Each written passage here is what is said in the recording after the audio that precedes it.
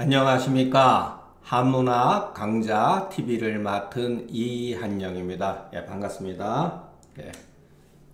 자, 오늘도 저기 고자 장구 한번 같이 글을 읽어보겠습니다. 자, 백규라는 사람이 이제 뭐라 그랬냐면 나름대로 자기 딴에는 자기가 어떤 하는 행동에 대해서 약간 내가 잘하고 있구나 자부심을 가지고서 이제 맹자한테 이제 말을 했는데, 맹자를 통해서 또 새로운 어떤 방법을 이제 배우게 되는 거죠. 나는 소득의 20 가운데 하나를 취하겠다. 취하고 하려고 한다. 그러니 어떻습니까? 이렇게 한 거죠, 여러분. 맹자는 기본적으로 소위 말해서 그 3대에서도 전통적으로 내는 게 10분의 1이잖아요. 소득의 10분의 1을 세금으로 내는데, 나는 그 20분의 1이니까 세금을 얼마나 줄이는 겁니까? 좋은 뜻이죠. 그런데 이 문제에 대해서 맹자가 어떤 식으로 답을 했는지 한번 알아보겠습니다. 백규는 이름은 단인이 주나라 사람이다. 다시 세법을 변경하여서 20분 가운데 그 하나를 취하려고 했다. 임시가로되 사기를 살펴보건대 백규가 능히, 여기 보면은 박음식, 요것도 여러분 박이라고 하는 것은 얕다, 건박하다 이런 거잖아요, 그죠? 음식을 적게 먹고 이런 소리죠. 그리고 기욕, 좋아하고 하고 싶어하는 욕구를 참았다. 여러분 이렇게 하면은 요즘에 모르면은 거의 종교인이라고 해도 별 손색이 없죠. 음식을 적게 먹고 어떠한 그 인간의 가지고 있는 기본적인 욕구를 참았다. 그리고 또한 동복이라든가, 동복이 어린아이나 자기 집에서 일하는 하인들과 같이 동고동락을 했다. 그리고 즐겨 세상에 변하는 모습, 변하는 데에 따라서 즐겨 봐서 보고, 사람이 버리는 것은 내가 취하고, 사람들이 취하는 것은 내가 그 사람들한테 주어서 이와 같이 함으로써 무엇인가 싸움을 이렇게 저축한다 이런 소리죠. 축적을 해가지고서 부를 이루니, 아마도 이와 같은 논을 하는 것은 그 술로서, 이와 같은 방법으로서 국가에 이렇게 베풀려고 하고자 했다. 이런 뜻으로 대충 이해를 했으면 좋겠습니다. 그런데 여기에서 맹자가 대뜸 하는 소리가 참 훌륭하네요. 우리 같으면은 칭찬을 하죠. 그래서 맹자는 칭찬을 하지 않았어요. 왜 그랬을까? 그러니까 맹자도 여러분, 우리가 참 이렇게 보면은 정말 뭐랄까, 탁월한 어떠한 안목이 있는 분은 틀림없는 사실입니다. 이거를 보면은 그대의 방법은 오랑캐의 도다. 오랑캐에서 실행되어지는 방법이다 이 소리예요. 맥은 북방 이적의 나라의 이름이다. 만실지국의 만가구에 해당되는 국가에 한 사람이 그릇을 굽는다면, 여러분 이것도 여러분 보세요. 이거는 한 사람이죠. 이거는 도자잖아요. 도자기 또는 그릇 해도 되고, 여기서는 그릇을 보죠. 한 사람이 그릇, 이게 말이 됩니까? 안 되죠. 그러니까 한문은 이런 식으로 돼 있는 거예요. 그러니까 우리가 한글에 익숙해져 있다 보니까 한문으로 글을 쓰는 데 있어서 한 사람이 도자기를 굽는다, 여기다가 굽는다 무슨 이런 말을 또 써야 되잖아요. 그런데 한문은 그렇게 쓰지 않고 이렇게만 써도 의미가 통한다는 거예요. 한 사람이 도자기를 굽는다면, 그러니까 굽는다는 말은 여기에 분명히 없죠. 도자기에 내포되어 있는 거예요. 그 말이. 이런 거는 여러분, 나중에 가면은 그 서양에서 오히려 철학에서 이런 걸 굉장히 발전을 시켜놨다는 걸 우리가 알 수가 있습니다. 예. 저도 언어에 대해서 언어 문자 이런 거에 대해서 사실은 굉장히 관심이 많거든요. 예. 왜냐하면 결국은 우리 생각을 지배하는 거는 뭐냐면은 인간들이 서로 만들어 놓은 언어 문자를 통해 가지고 서로 대화도 나누고 의미가 통하는데 이게 이제 문제가 또 사람의 정신을 왜곡시키는 것도 결국은 언어 문자거든요. 그래서 우리가 이런 것도 보면은 여러분들이 한문으로 글을 쓸 이유도 없지만 저 같은 경우는 20대에서부터 도대체 어떻게 해서 옛날 사람은 한문으로 글을 썼을까에 대한 관심이 굉장히 많았어요. 그래서 이런 거를 보면은 아, 저렇게 쓰는구나. 그것을 알게 돼요. 그리고 제가 한의학에 관해서 뭐 저 나름대로 혼자서 뭐 이제 글을 쓴 거지만 결국은 이런 문제들을 나름대로 조금은 극복을 했기 때문에 한문으로 글을 쓰는 거, 글은 이렇게 쓰는 거구나, 한문으로 썼을 때. 그러니까 뭐냐면은 이런 글들을 통해서 자꾸만 우리 생각이 이렇게 언어를 표현하는 데 있어서 이렇게도 표현할 수가 있는 거구나 라는 것을 알 수가 있는 거죠.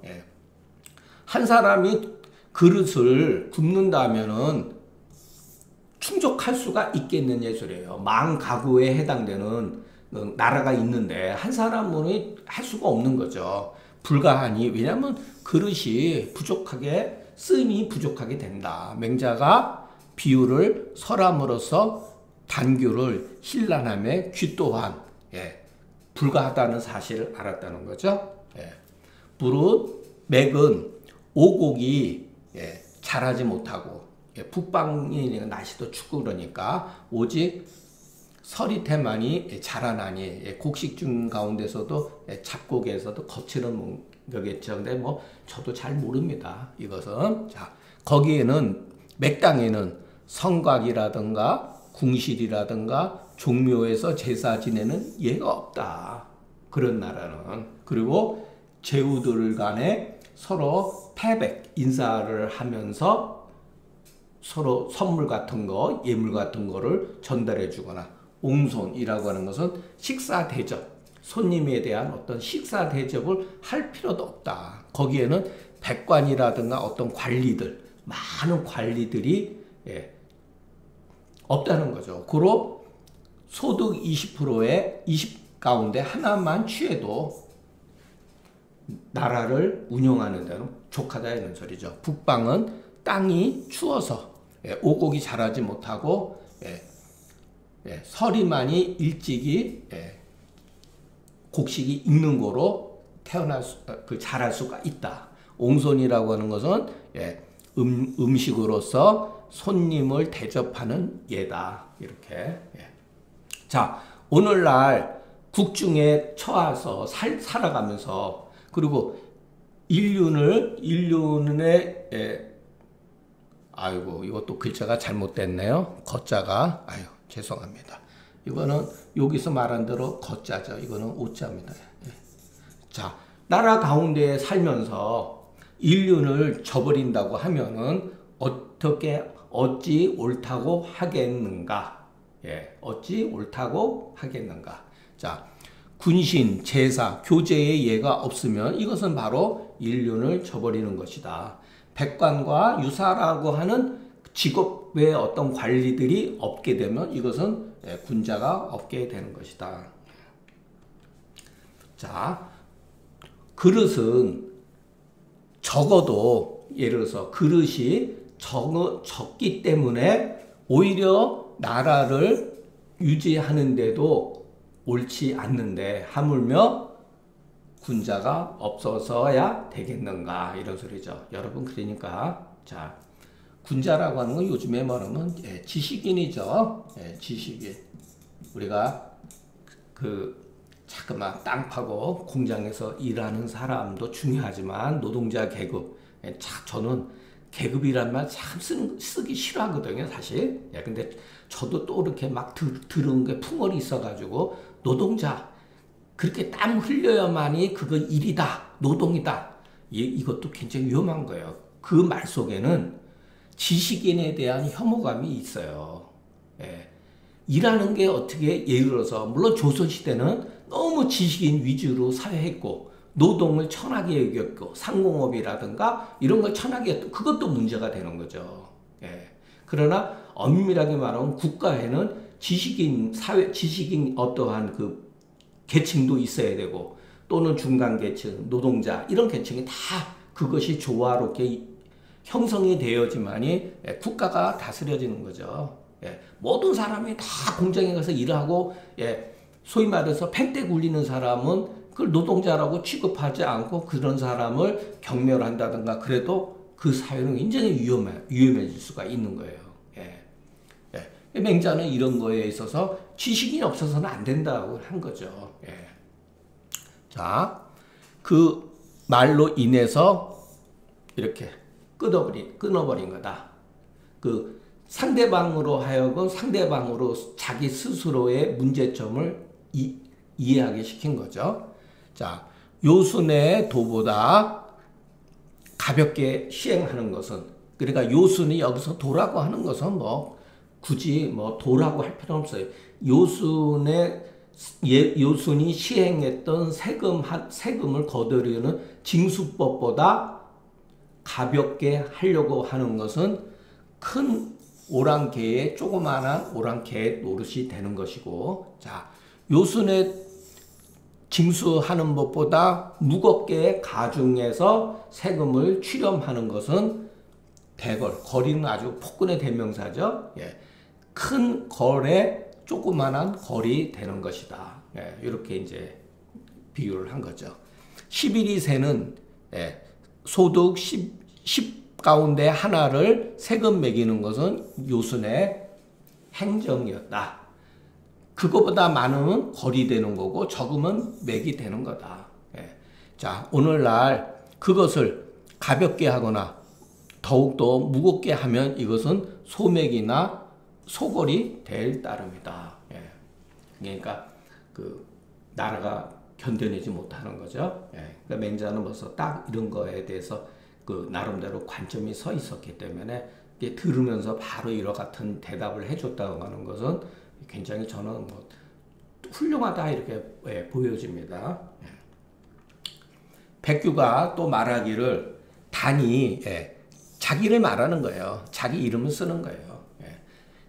제가 치수를 했는데 여기서 참 이게 백규도 참 경솔했어요. 내가 우보다 낫습니다. 옛날에 우임금이 했던 것보다 내가 치수를 한 것이 더 현실적으로 뛰어납니다. 이렇게 한 거예요. 조시가라되 당시의 제후들에게 있어서 소수 어떠한 물에 어떤 그 문제점이 있었던 거예요. 물 관리라든가 이런 거에서. 그래서 백규가 그 제방을 그들을 위해서 위지랑은 그들을 위해서 제방을 쌓아서 그것을 막아 가지고서 다른 날에다가 물줄기를 보냈다는 거예요. 어떤 기록에 의해서 했겠죠. 맹자가 말하기를 자가호다. 그건 자네의 잘못이다. 이런 소리예요. 우가 치수를 한 것은 수의 도를 따랐을 뿐이다. 수의 길, 물길을 그대로 따라서 시행했던 거다. 그러니까 물의 성질을 따랐다는 거죠.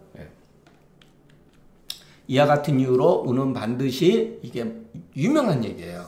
사해, 바다로서 물의 골짜기로 삼았건을 반드시 오늘날 그대는 이웃나라로서 골짜기로 삼았도다. 그럼 이웃나라는 어떻게 되죠? 물난리가 나는 거죠. 학은 물이 모이는 곳이다. 제가 지난번 시간에도 말씀드렸지만 지금 세계적으로 자 여러분 홍수가 지고 막 비가 쏟아지고 하면은 그 물을 잘 관리를 해야 되잖아요. 이게 그런데도 중국 같은 나라는 지금 물 부족이 심각하다고 합니다. 하물며 땅을 그 밑에 있는 그 지하수 밑에 대기수까지 많이 파올려 가지고서 집안도 가라앉는다고 그러고 우리나라도 물론 예외는 아니죠. 우리나라 옛날에 뭐 저기 뭐야 금수강산이라서 아름다운 산과 좋은 물일가를 가지고 있었다고 하지만은 이제도 우리도 물이 많이 부족한 시대잖아요. 그러니까 중국 같은 경우는 티베트 고원에서부터 이제 물이 흘러 내려오는데 거기서부터 막 댐을 만들어 가지고서 이웃 나라한테 그 인도 차이나로 흘러가는 메콩강 그쪽으로 해서 물이 거의 뭐 많이 줄었다고 하잖아요. 이제 여기서 나오는 내용과 반대의 개념이지만, 그러니까 앞으로 이것은 물 관리라고 하는 것은 옛날이나 지금이나 아주 중요한 문제라는 것. 그리고 우리가 이제 나중에 서전을 읽으면서 우가 치수한 거에 대해서 우리가 뭐 개요적으로 공부를 하는데 과장된 게 굉장히 많아요, 사실은. 현대에 있어서도 여러분, 우가 이렇게 실질적으로 업적을 쌓았다고 하는 것, 한 십몇 년에 걸쳐서 했다는 거는 생각을 해보세요, 여러분. 지금은 땅 파는 기계가 있어도, 굴착기가 있어도 수십 년에 걸쳐서도 제대로 이루지 못했잖아요, 중국이. 그런데 지금서부터 3000년 전 고대에 무슨 기구가 있어가지고 그 범람한 홍수를 다 일일이 다 했겠습니까? 그게 다 과장이라는 얘기예요, 그게. 어느 지역의 우라고 하는 사람이 어느 지역에 홍수가 된 거를 수로 공사를 잘해가지고 성공적으로 마무리했다고 하는 것은 말이 되지만 중국 전역에 걸쳐서 그렇게 했다고 하는 것은 거의 신격화한 거죠.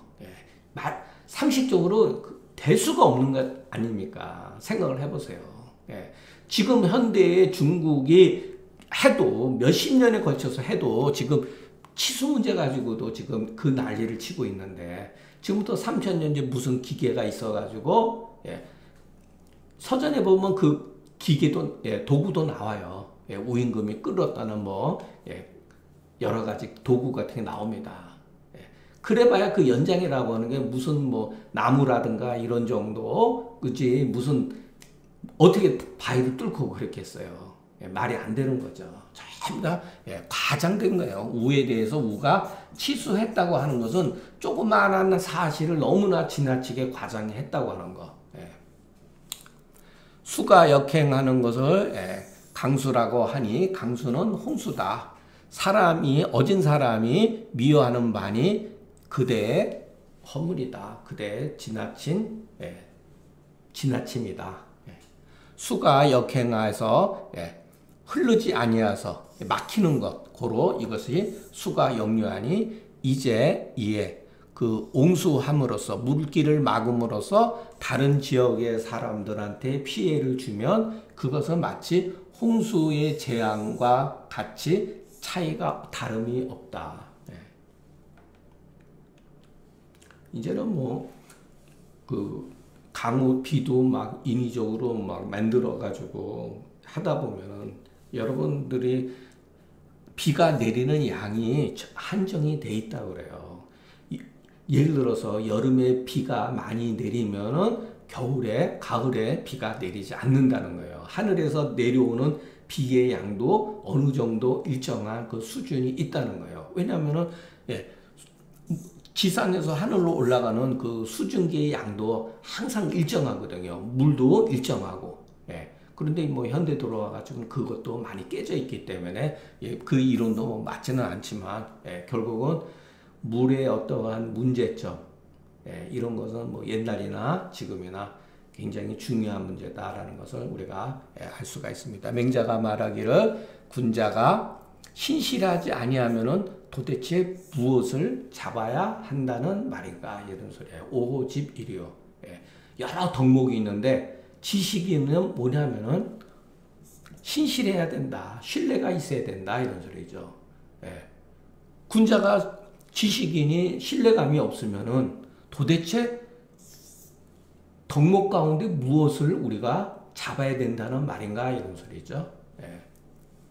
양은 신이다. 그러니까 양과 같다. 오호집이라고 하는 건 범사 모든 일이 구차스러워서 집지할 바가 없다.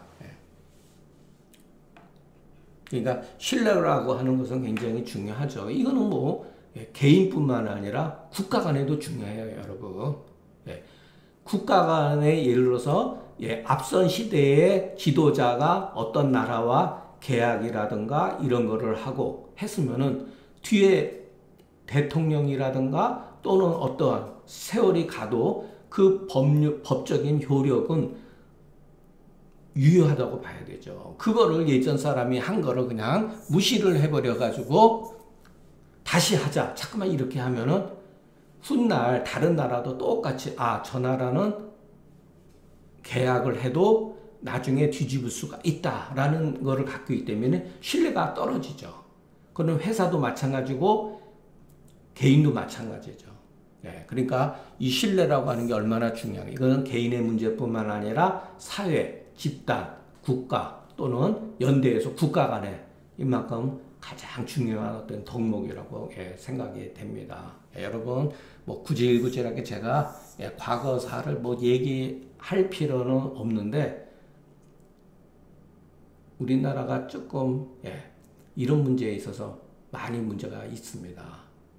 물론 불량 국가는 신뢰가 의미가 없죠. 뭐 거짓말을 밥 먹듯이 하니까 그건 불량 국가죠. 우리가 선진 국가가 되고 그러려면은 국가 간의 계약 체결한 거 그거를 예를 들어서 신뢰 있게 지킬 의무가 있는 거죠.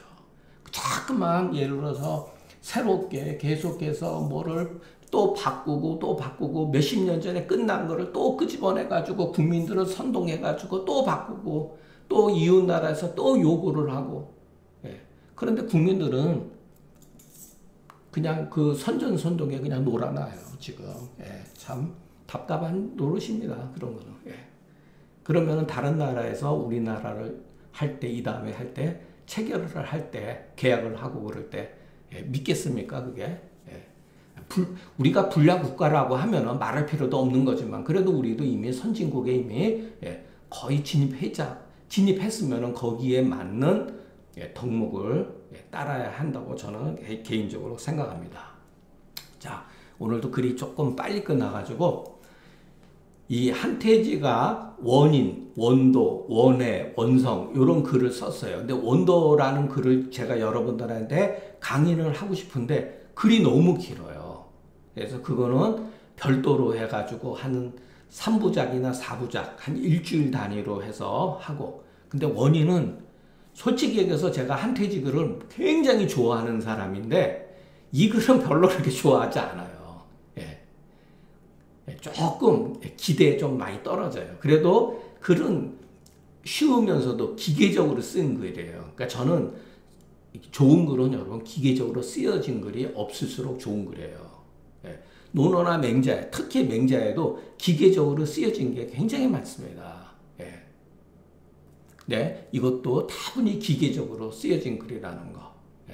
그러니까 한태지의 약간 천재성이 요 글을 보면 조금 빛을 좀 발했다. 그래서 제가 이 글을 여러분들한테 한번 강의를 할까 말까 정말 한 10번은 고민을 했어요. 그래도 한번 하자. 이건 뭐 어려운 글은 없어요. 여기에 보면은. 그러나 생각할 문제점은 조금 있습니다. 자, 형어상을 천이라 한다. 여러분 제가 예전에 문법에 있을 때 자, 요렇게 위지하고 지위하고 어떤 차이가 있느냐 어떤 차이가 있느냐 요거에 대해서 제가 한번 말씀드린 적 있죠. 자, 그리고 여러분 형어상이라는 말 어디서 많이 들어봤죠. 주역에서 계사편에 가면 형이상이란 말이 있어요. 형이상. 이 형이상과 여기 형어상은 완전히 다른 뜻이에요, 여러분. 이 형이상 지위도라 그랬어요. 형이상 지위도. 계사에 보면은 형이상 지위도. 그리고 형이하 지위기 이렇게 돼 있어요.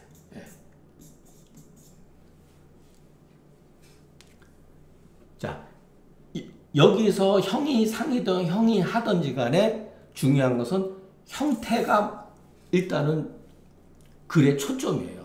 상과 하가 초점이 아니고 형이라고 하는 물질 개념의 위와 아래로서 표현한 거예요. 그러니까 도와 기라고 하는 것은 이 물질 개념에서 별개의 완전히 다른 개념이 아니라는 것을 여러분이 이해를 하셔야 돼요. 여기서는 뭐냐면은 완전히 다른 거죠. 예. 글이 비슷한 거지만 다른 뜻이에요. 자, 위에 상의 형태가 드러난 것. 예. 상의 형태가 드러난 것을, 자, 위지라고 하는 것은 이 글의 주체가 이 지자가 뒤에가 있으면은 주체는 이 지는 천을 가르친다 그랬죠. 만약의 경우에 지가 앞에 있으면은 이 글의 주체는 천이 아니라 형어상을 주체가 되는 거예요. 예. 자, 형어하를, 그러니까 아래의 형태를 갖추어져 있는 것이 땅이다.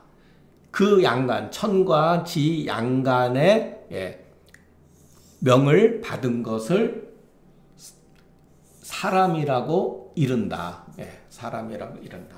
자, 그런데 형어상, 위에서 형체를 갖추고 있는 것은 다른 게 아니라 일월, 성신 모두 천이다. 네, 해와 달, 별과 진 이런 것이 모두 다 하늘이다.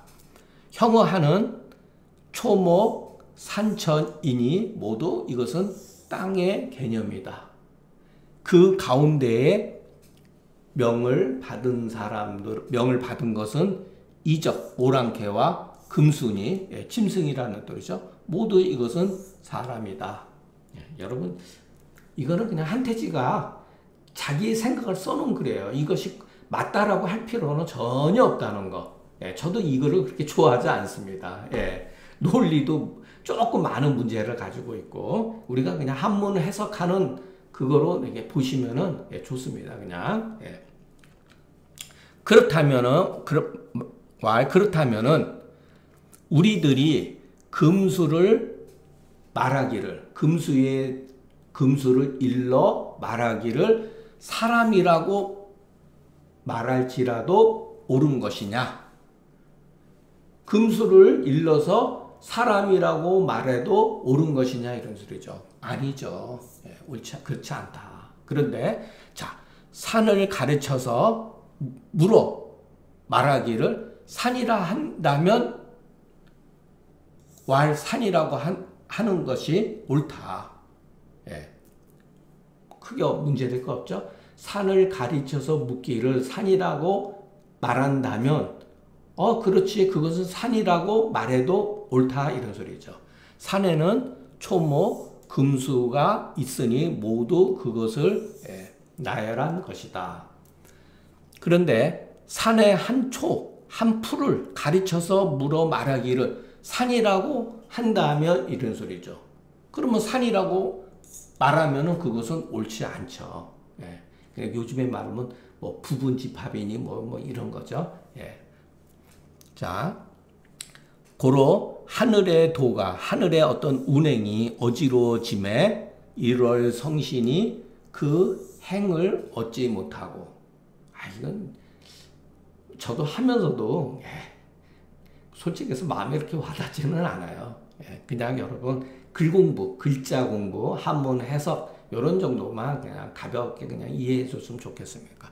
지도가 어지러워짐에 이렇게 해야 돼. 땅에 어떠한 도가 어지러워짐에 초목 산천이, 여기는 뭐 토가 다 있는데 그냥 생략돼. 초목 산천이 그 평을 얻지 못하고, 인도가 어지러워짐에 이런 소리죠. 인도가 어지러워짐에 이적과 금수가 그 올바른 감정을 얻지 못한다. 하늘은 1월 성신의 주체다, 주인이다. 땅은 초목 산천의 주체다. 사람은 이적과 금수의 주체다. 이것도 여러분, 도대체 여기서는 이적은 뭐 사람 아닙니까? 이것도 어떻게 보면은, 예, 중화주의 사상에서 이렇게 쓴 거죠. 예. 그러니까 한태주도 이렇게 보면요, 이 한태주도 공자맹자를 좋아하고 공부를 충실히 전통적인 그런 것을 따랐기 때문에 간혹가다 글에 이렇게 눈살 찌푸리는 내용들이 있어요. 그러니까 왜냐하면 중화주의 사상을 가지고 있기 때문에 그런 거죠. 네. 자, 그 주체로서 거기에 종속되어 있는 것들 있죠. 1월 성신, 초목 산천, 이적 금수로가 주체 그 종속되어 있는 거잖아요. 주인으로서 자기한테 종속되어 있는 것들을 어지럽히게 되면은 위주도 주인이 되는 도리를 얻지 못하게 된다. 이와 같은 이유로 결국은 핵심적인 말은 이거예요. 결국은 이 한 줄에 있는 거예요. 성인은 모든 것을 하나로 보고 똑같이 사랑을 하고 이런 소리예요. 그리고 독군이 가차운데 있는 것에 독실이함에 멀리 있는 것을 든다. 여러분 이것은 자 우리가 생각해 볼 문제가 있습니다. 이것이 저는 그 소위 말해서 공자, 맹자의 좋은 점 또는 육아의 좋은 점이라고 보여주는 거예요. 항상 자기 주변에 있는 것, 자기 주변에 있는 것을 가까이 있는 것을 독실히 하고 소홀히 여기지 않아요. 근데 사람들은 그렇지 않잖아요. 마음속에 항상 염원하잖아요. 멀리 있는 것을 염원하고 가까워 있는 것. 자, 우리가 일상생활에서 살아가는 것, 가족들, 처자식, 먹여 이거 얼마나 가까이 이거를 염증을 내잖아요. 그리고 영원한 어떤 세계, 이데아를 막 생각하잖아요. 먼 것을. 이 가까워 있는 거를 소홀히 여기고 업신여기고 이 가까운 거를 업신여기고 혼자서 깨달으려고 하고 그러잖아요, 여러분. 그거 전부 다 독근하고 먼 거예요, 여러분. 그래서 여러분 우리가 이거 제가 주제 넘은 얘기지만 제가 공부를 하면서 배운 게 뭐냐면은 다 여러분들도 공부하겠지만은 이 구학문을 하면서 배운 거는 뭐냐면은 돌을 닦는 건 다른 게 아니라는 거예요, 여러분. 가정생활, 여러분 가정생활만큼 유지하는 게 얼마나 힘듭니까? 제가 옛날에 젊었을 때 친구들한테 농담도 하고 때는 국가를 위해서 죽을 수는 있어도 마누라를 위해서는 죽기 어렵다고 그랬어요, 여러분. 그만큼 갈등이 심한 거잖아요, 결혼생활이라는 게. 그게 얼마나 가까운 데 있는 겁니까? 그러니까 가까운 거 염증 내고 기피하고 멀리 있는 거 염원하죠. 멀리 있는 거. 그런데 소위 말해서 이 육아에서 가르치는 것은 저는 이 말은 참 좋아요. 갇혀 있는 것을 독실해 하고 그러면 멀리 있는 것을 들면 된다 이런 소리예요. 근데 현대에 있어서 뭐 수도하는 사람들 전부 다 일용 어목 동정지간에 밖에서 돌을 구해버리잖아요. 전부 다. 실질적으로 우리가 사람을 만나고 자식하고 대화 나누고 자식하고 갈등 생기고 이게 전부 다 우리 자신을 닦는 수도하는 길이에요. 저는 그렇게 생각을 합니다. 저도 맨날 어떻게 뭐 우라가 치미고 막 분통이 터지고 어떨 때는 그냥 막 그렇게 하다가도 반성을 하고 또 이 글을 이 글이 맞다. 이것이 맞다. 이 글이 맞다. 그러니까 여러분 이게 뭐 일시동인까지는 제가 감당을 못하고 독군이 거원. 제가 여러분 상한론을 여러분들한테 그 강의를 하면서 뭐랬죠? 상한론에 있는 약재들은요 굉장히 우리 주위에서 친숙하게 수집할 수 있는 약재라는 거예요. 대부분이 몇 개의 약을 빼놓고. 여러분 제가 젊었을 때 저기 누구죠? 수나라 때 그 사람이 누구더라? 갑자기 또 생각이 안 나네. 수나라 때 이제 명이라고 하는 사람들 손사막의 글을 본 적이 있었어요. 와, 그거 보니까 처방이 20몇 가지, 30몇 가지예요. 쓸 수가 없어요. 그거는 어떻게 그런 글이 그러니까 손사막이 그 당대의 명이라고 했는데 이미 완전히 20몇 가지, 25가지, 막 한 30몇 가지. 그리고 거의 쓰지도 않는 거. 이런 거는 여러분, 올바른 그게 아니에요. 제가 이걸 무조건 부정하려고 하는 게, 상한론은 처방은 4가지, 약제도 5가지에서 많아봐야 한 10가지 이 정도밖에 안 되죠. 그런데 제가 조금 입 바른 소리 하면은, 저도 경희대 막 졸업하고 그럴 때 처방을 모르니까 경희대 처방집 이런 게 나와요. 20몇 가지, 30몇 가지. 지방대학교에서 나오는 그 처방집도 프로그램에 깔려 있는데 보니까 기본이 30가지예요. 약제들이 20몇 가지, 30몇 가지. 제가 말하면은 결코 이것은 한의학의 올바른 방법은 아니라는 거 분명히 말씀드릴 수가 있습니다. 저도 가급적인 약을 적게 쓰려고 노력을 하는데 그래도 저도 많아요. 솔직한 얘기로. 그러니까 모르니까 그러는 거예요. 모르니까 자꾸만 많게 만드는 거죠, 여러분. 이거는 거의 꿀꿀이 죽이죠. 꿀꿀이 죽이죠. 그러니까 여러분, 이런 글을 그냥 우리가 어떤 글을 읽을 때 내가 글 하나라도 내가 배우겠다, 얻어야겠다라는 생각을 가지시고 글을 봤으면 좋겠습니다. 그래서 오늘 그 원인에서 이건 뭐 앞에 걸 다 잊어버려도 되는데, 독근이 거원. 그리고 그 전에 제가 여러분들한테 동중서가 그런 말을 했잖아요. 선언천자는 필징어인이라고.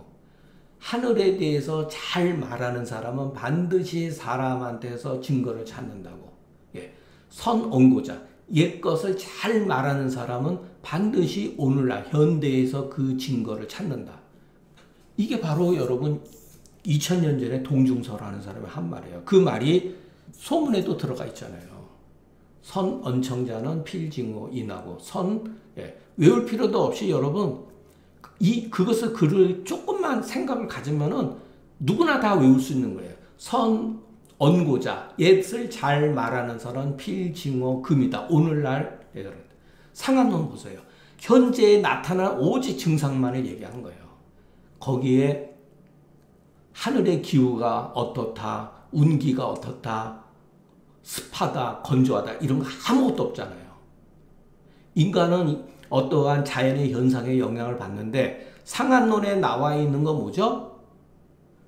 그 환경적인 요소를 말하지 않고 오직 나타난 증상, 현재에 우리가 관찰되어지는 증상을 얘기를 했다는 거예요.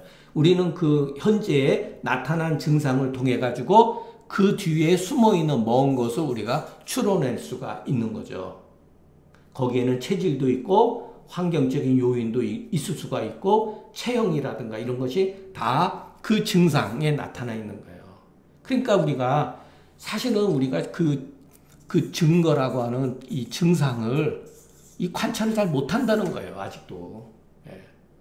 그래서 여러분 이것은 저는 한의사이기 때문에 이런 거를 보면은 한의학적인 어떠한 그 사고방식이 제 나름대로 이렇게 조금 형성이 되고 이런 것을 기준으로 해서 글을 썼다는 거. 그러니까 여러분들이 나중에 이제 사서상경을 읽은 다음에 제가 그 제 글을 사신 분들이라든가 제가 유튜브에서 강의한 거를 다시 한번 보시면은 이한영이라는 사람이 왜 이와 같은 말을 했는가를 이해를 하실 수가 있습니다. 저는 누구보다도 사실은 고전에 충실히 했던 사람이지 고전을 함부로 이렇게 업신여기거나 그러지는 않았어요. 자, 오늘 강의는 여기서 마치겠습니다. 경청해 주셔서 감사합니다.